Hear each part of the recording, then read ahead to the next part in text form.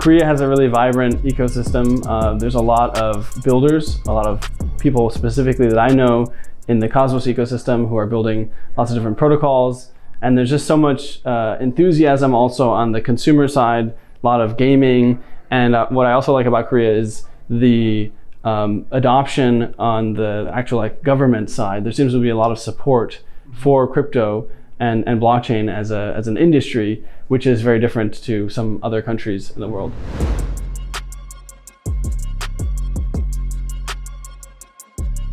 Celestia's goal is to build a user-owned, user-verified internet where people can be connected in a network of cryptographic trust so they can transact and cooperate with each other in a way that is borderless and trust minimized.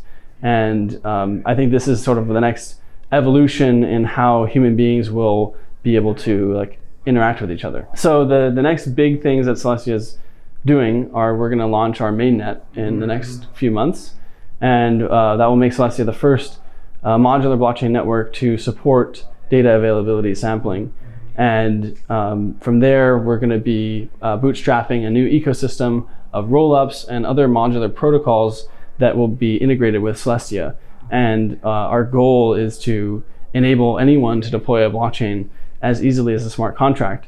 And so if we're successful, there's going to be a whole new ecosystem of rollups that emerge, each with different use cases from DeFi to gaming to social. And they'll all be able to sort of connect with each other through this common sort of security zone of Celestia. Shared security is really important because if you think of blockchains and Web3 as a new evolution of the internet, these chains and applications need to be able to talk to each other in a secure way.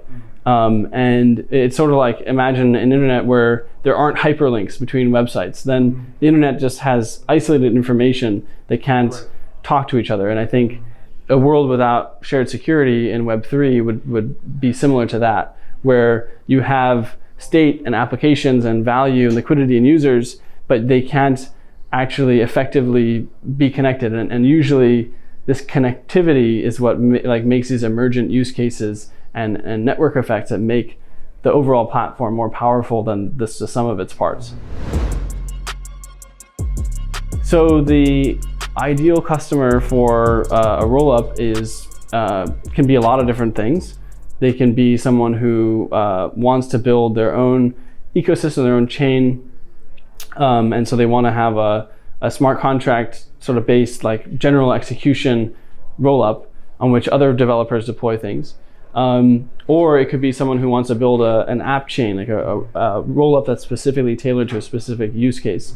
And those, the advantage is that rather than having, when you deploy a smart contract, you're kind of beholden to the rules of the underlying layer 1 blockchain, monolithic L1, and you're kind of giving up a lot of your ability to capture MEV or fees from your application. When you build a rollup, you can capture more of that.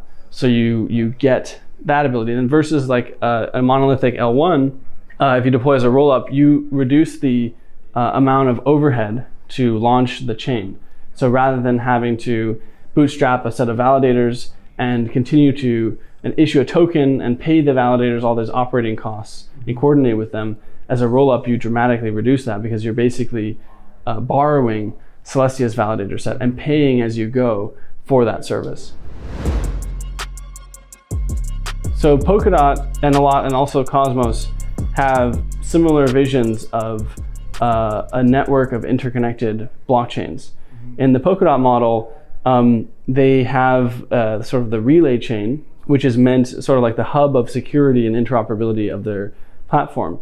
The thing about Polkadot that's different to Celestia is that at the end of the day, the underlying protocol is still monolithic in the sense that it doesn't scale. When you add more blockchains, the entire system has to do more work to verify them. In the Celestia model, each additional rollup doesn't cause more overall verification for the entire network. So you're actually able to, in terms of verifiability, preserve verifiability even as you scale up the system. That's a really key one. Another one is that in Polkadot, the economic model is that you have to rent sort of like core time or block space from the relay chain.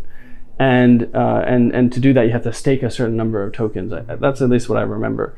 In Celestia, it's a pay as you go, more like Ethereum gas, where you pay for the amount of block space you want to consume, and it's completely on demand and flexible.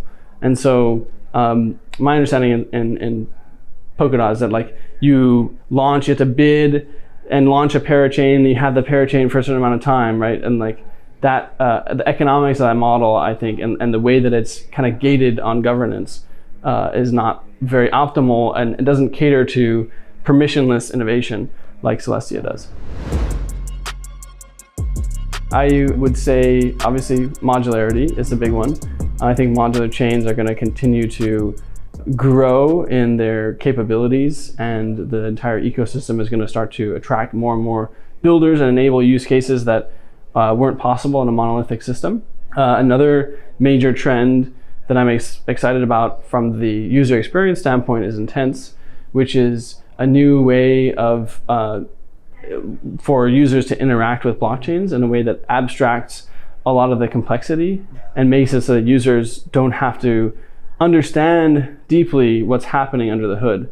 And a third trend that I think will be really powerful would be sort of more social or on-chain gaming apps that have will be able to bring in sort of like the non-crypto audience and that aren't gated by regulation, and have sort of a built-in viral nature to them. So we've seen that with things like friends.tech.